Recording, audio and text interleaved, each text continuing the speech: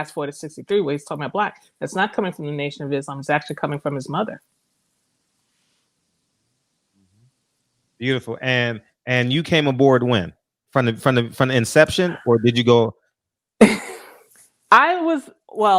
had interviewed the brothers first, and he was just processing. I actually lived in China. I was an English teacher in China for 2 years, and I came back to visit, and he had just finished interviewing the two brothers, and he was just talking about processing that. He hadn't fully decided. While I was there, we were talking, and we were talking to another friend, and he finally did decide that he was going to write a book about Malcolm, and this was in 1991. And so Malcolm's name is in the air.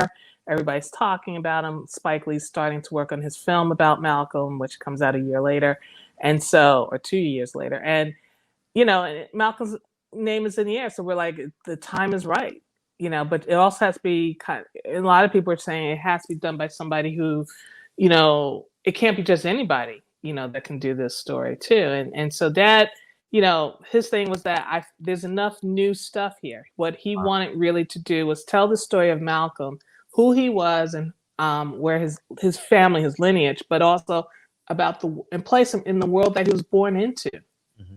So he's no longer in a vacuum. Mm-hmm. He didn't just spring out of nowhere. Mm-hmm. His family moves into Omaha, Nebraska a few years after 1919, the incident where the famous lynching of Will Brown happens, right? Yes. And when they moved there in 1921 or 22, that town is still reeling from that. There's still remnants of that, and this is still going on in other places that they go to, where this tension is going on. So we need to know where, because a lot of people would say like Malcolm was anti-white people, right? And he wasn't, but let's understand truly that the world was anti-black. The world was anti-black people. The world was anti-black. Well, certainly the country, and let's focus on the country at the time. Let's stick to the country, and we can get to the world later, but definitely the country at that point. I mean, with Jim Crow in the South, and people fleeing the South, literally. And whether it's Florida, Mississippi, you name it, Louisiana.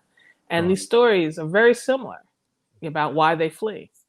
Mm. But anyway, I came on because I was there when Dad was talking about this. And then when I finally came back from China, I was starting to figure out what I wanted to do. I was thinking about going to grad school and get reacclimated. And Dad said, look, I have this book deal. I want you to work on this book with me. Now, me understanding who my dad is, and understanding how he is about his work. And I also had interest in journalism too, because one of the things I was thinking about going to was journalism school. I saw this as a great opportunity to work with my dad and learn directly from him, his craft. And so that's how we worked. We started together early on. But let me also just say, I have, I'm not the only child. I'm the oldest child, but I had two brothers.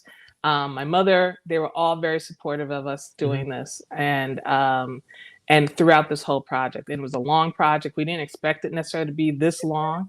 Yeah. My dad, I will have to say, it is very sad to me that my dad is not here right now.